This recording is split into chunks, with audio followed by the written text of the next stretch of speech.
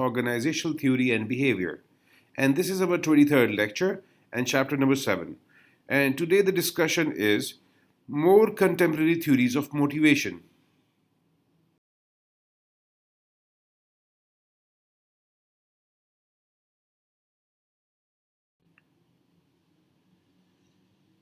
More contemporary theories of motivation.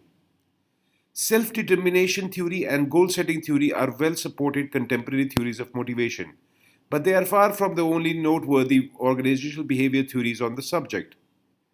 Self-efficacy, reinforcement, equity, organizational justice, and expectancy theory reveal different aspects of our motivational processes and tendencies.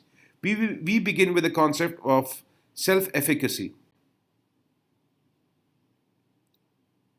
Self-efficacy theory, also known as social cognitive theory or social learning theory, refers to an individual's belief that he or she is capable of performing a task.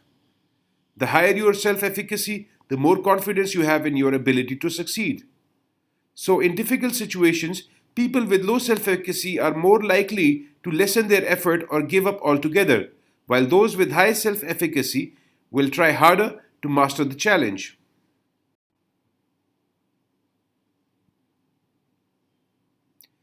Self-efficacy can create a positive spiral in which those with high efficacy become more engaged in their task and increase performance, which in turn increases efficacy further.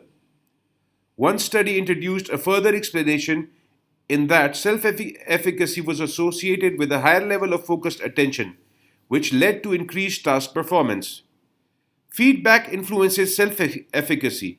Individuals high in self-efficacy seem to respond to negative feedback with increased effort and motivation, while those low in self-efficacy are likely to lessen their effort after negative feedback. Changes in self-efficacy over time are related to changes in creative performance as well. How can managers help their employees achieve high levels of self-efficacy? By bringing goal settings theory and self-efficacy theory together. Goal setting theory and self-efficacy theory don't compete, they complement each other. Employees whose managers set difficult goals for them will have a higher level of self-efficacy and set higher goals for their own performance. Why? Setting difficult goals for people communicates your confidence in them. Efficacy in yourself. The researcher who developed self-efficacy theory, Albert Bandura, proposes 4 ways self-efficacy can be increased. Number 1, inactive mastery. Number 2, vicarious modeling. Number 3, verbal persuasion. And number 4, arousal. An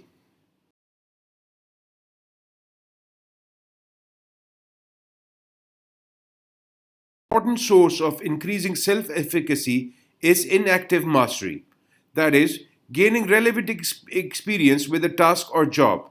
If you have been able to do the job successfully in the past, you are more confident you can do it in the future.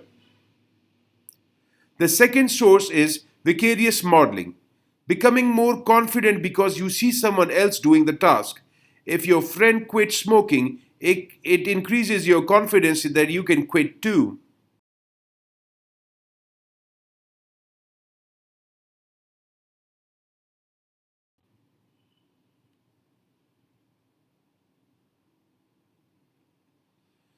Vicarious modeling is most effective when you see yourself as similar to the person you are observing. Watching Tiger Woods play a difficult golf shot might not increase your confidence in being able to play that shot yourself, but if you watch a golfer with a handicap similar to yours, it's persuasive. Source is verbal persuasion. We become more confident when someone convinces us we have the skills necessary to be successful. Motivational speakers use this tactic. Finally, arousal increases self-efficacy. Arousal leads to an energized state, so we get psyched up, feel up to the task, and perform better. But if the task requires a steady, lower key perspective, say carefully editing a manuscript, arousal may in fact hurt performance, even as it increases self-efficacy because we might hurry through the task. Intelligence and personality are absent from the Bandura's list, but they too can increase self efficacy. People who are intelligent, conscientious, and emotionally stable are so much more likely to have self efficacy than some researchers argue self efficacy is less important than prior research would suggest. They believe it is partially a byproduct in a smart person with a confident personality.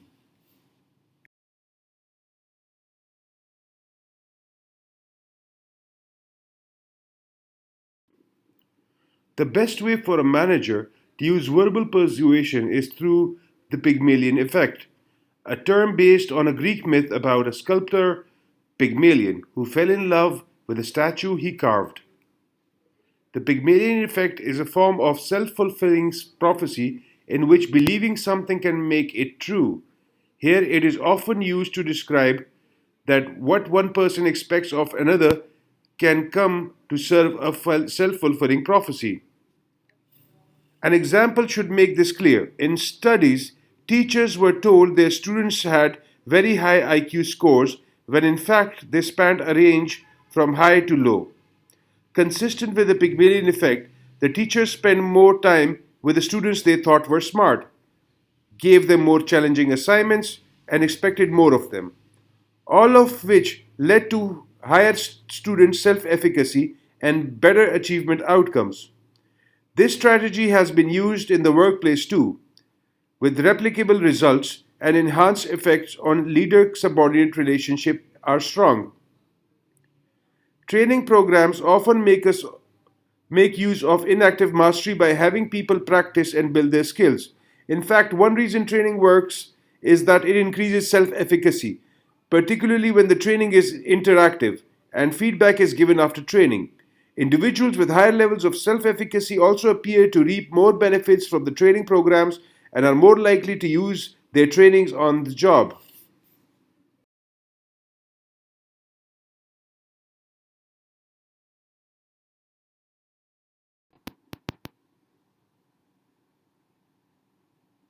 Reinforcement theory. Goal setting is a cognitive approach proposing that individual purposes direct his or her intention. Reinforcement theory, in contrast, takes a behavioristic view, arguing that reinforcement conditions behavior.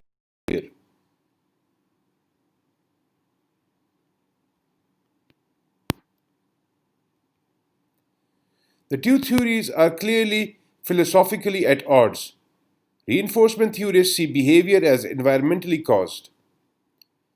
You need not to be concerned, they would argue.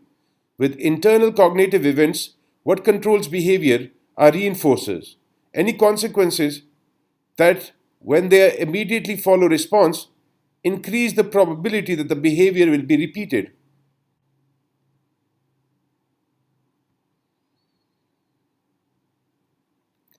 Reinforcement theory ignores the inner state of the individual and concentrates solely on what happens when he or she takes some action.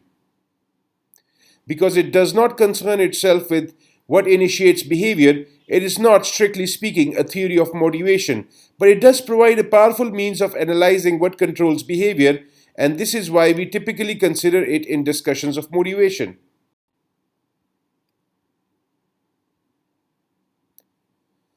Operant conditioning, behaviorism, and reinforcement.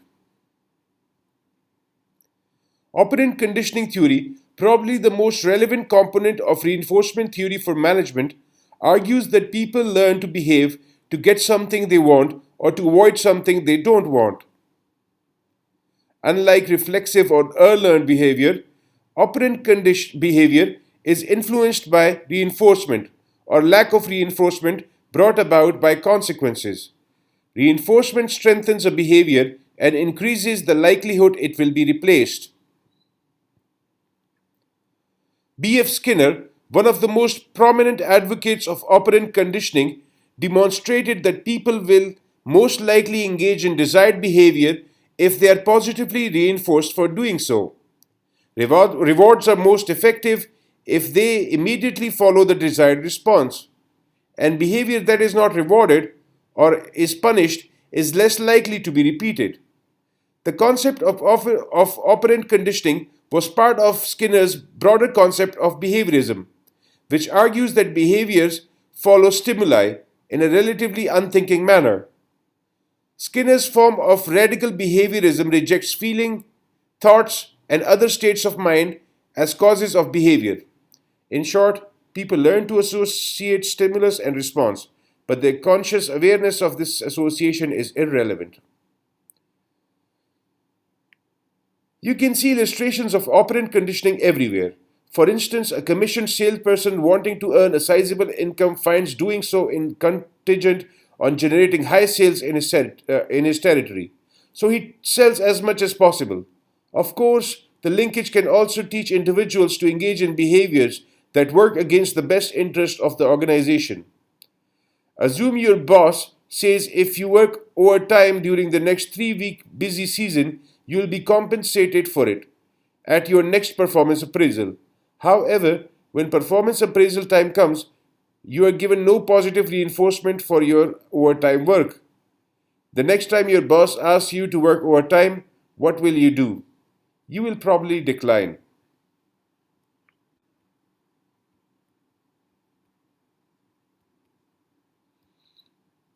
Social learning theory and reinforcement. Individuals can learn by being told or by observing what happens to other people as well as through direct experience. Much of what we have learned comes from watching models, parents, teachers, peers, film and television performers, bosses, and so forth. The view that we can learn through both observation and direct experience is called social learning theory.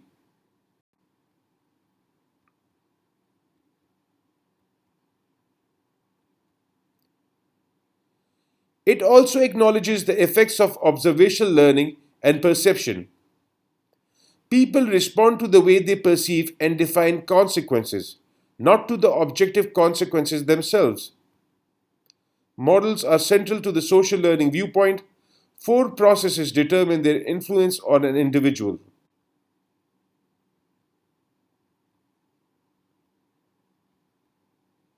Attentional processes.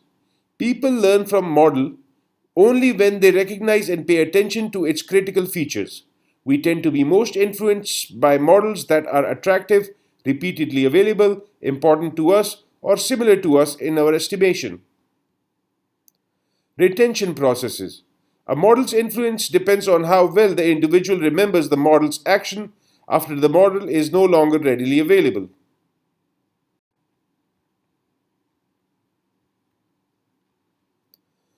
Motor reproduction processes. After a person has seen a new behavior by observing the model, watching must be converted to doing.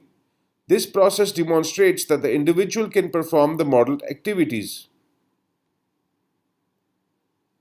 Reinforcement processes. Individuals are motivated to exhibit the modeled behavior if positive incentives or rewards are provided. Positively reinforced behaviors are given more attention, learn better, and perform more often.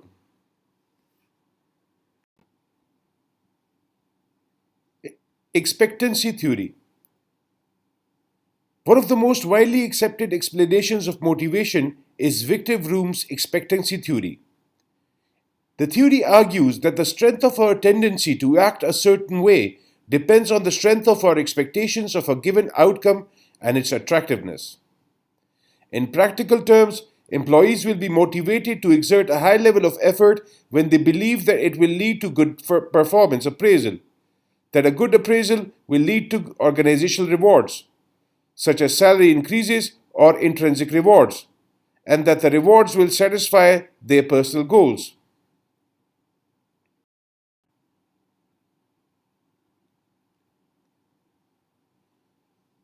The theory, therefore, focuses on three relationships: effort performance relationship, the probability perceived by the individual that exerting a given amount of effort will lead to performance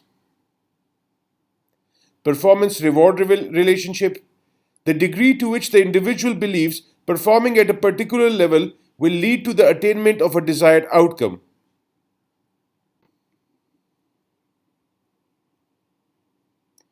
Rewards personal goals relationship.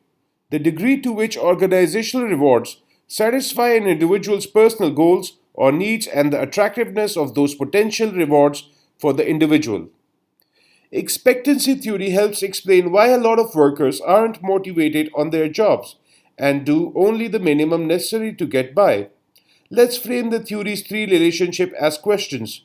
Employees need to answer in the affirmative if their motivation is to be maximized. First, if I give maximum effort, will it be recognized in my performance appraisal? For many employees, the answer is no. Why? Their skill level may be deficient, which means no matter how hard they try, they are not likely to be high performers. Or the organizational performance appraisal system may be designed to assess non performance factors such as loyalty, initiative, or courage, which means more effort won't necessarily result in higher evaluation. Another possibility is that employees, rightly or wrongly, perceive the boss doesn't like them. As a result, they expect a poor appraisal, regardless of effort. These examples suggest that people will be motivated only if they perceive a link between their effort and their performance. Second, if I get a good performance appraisal, will it lead to organizational rewards? Many organizations reward things beside performance. When pay is based on factors such as having seniority, being cooperative, or kissing up to the boss, employees are likely to see the performance reward relationship as weak and demotivating. Finally, if I am rewarded, are the rewards attractive to me? The employee works hard in the hope of getting promotion but gets a pay raise instead. Or the employee wants a more interesting and challenging job but receives only a few words of praise. Unfortunately, many managers are limited in the rewards they can distribute, which makes it difficult to tailor rewards to individual employee needs. Some managers incorrectly assume all employees want the same thing, thus overlooking the motivational effects of differentiating rewards. In these cases, employee motivation is sub maximized. As a vivid example of how expectancy theory can work, consider stock analysts. They make their living trying to forecast a stock's future price. The accuracy of their buy, sell, or hold recommendations is what keeps them in the work or gets them fired. But the dynamics are not simple. Analysts place few sell ratings on stocks, although in a steady market, by definition, as many stocks are falling as are rising. Expectancy theory provides an explanation. Analysts who place a sell ratings on a company's stock have to balance the benefits they receive by being accurate against the risks they run by drawing the company's AI. What are these risks? They include public rebuke, professional blackmailing, and exclusion from information. When analysts play a buy rating on a stock, they face no such trade off because, obviously, companies love it. And when analysts recommend that investors buy their stock, so the incentive structure suggests the expected outcome of buy ratings is higher than expected outcome of sell ratings. And that's why buy ratings vastly outnumber sell ratings.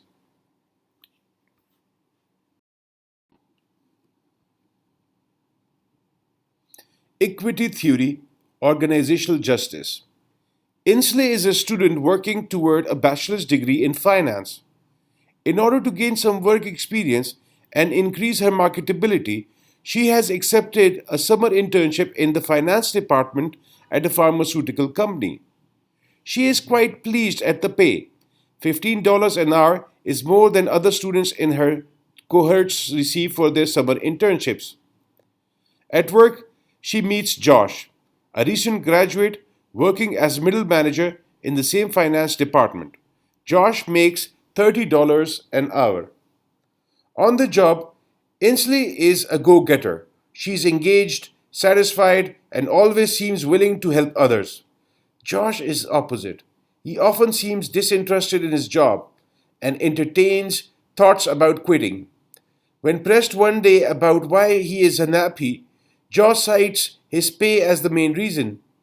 Specifically, he tells Ansley that compared to managers at other pharmaceutical company, he makes much less. It isn't fair, he complains. I work just as hard as they do, yet I don't make as much money. Maybe I should go work for the competition. How could someone making $30 an hour be less satisfied with his pay than someone making $15 an hour and be less motivated as a result? The answer lies in equity theory and more broadly in principles of organizational justice. According to equity theory, employees compare what they get from their job, their outcomes such as pay, promotion, recognition, or a bigger office, to what they put in, their inputs such as effort, experience, and education. They take the ratio of their outcomes to their inputs and compare it to the ratio of others, usually someone similar like a coworker or someone doing the same job.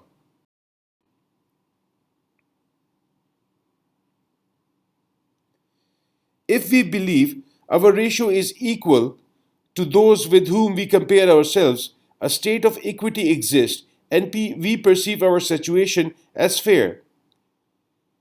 Based on equity theory, employees who perceive inequity will make one of six choices. Change inputs. Exert less effort if underpaid or more if overpaid. Change outcomes. Individuals paid on a piece rate basis can increase their pay by producing a higher quantity of units of lower quality.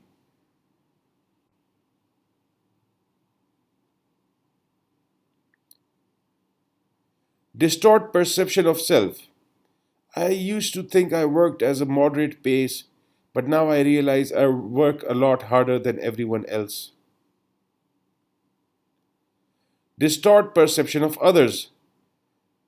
My job isn't as desirable as I thought. Choose a different referent. I may not make as much money as my brother in law, but I'm doing a lot better than my dad did when he was my age. Leave the field. Quit the job. Equity theory has support from some researchers but not from all. There are some concerns with the proposition. First, inequities created by overpayment do not seem to significantly affect behavior in most work situations. So don't expect an employee who feels overpaid to get back part of his salary or put in more hours to make up for this inequity. Although individuals may sometimes perceive that they are over rewarded, they restore equity by rationalizing their situation. I am worth it because I work harder than everyone else. Second, not everyone is equally equity sensitive. For various reasons, including feelings of entitlement, others actually prefer outcome input ratios lower than the referent comparisons. Predictions from equity theory are not likely to be very accurate about the benevolent types. Although equity theory's propositions have not all held up, the hypothesis served as an important precursor to the study of organizational justice, or more simply, fairness in the workplace. Organizational justice is concerned more broadly with how employees feel authorities and decision makers at work treat them. For the most part, employees evaluate how fairly they are treated as members of the organization.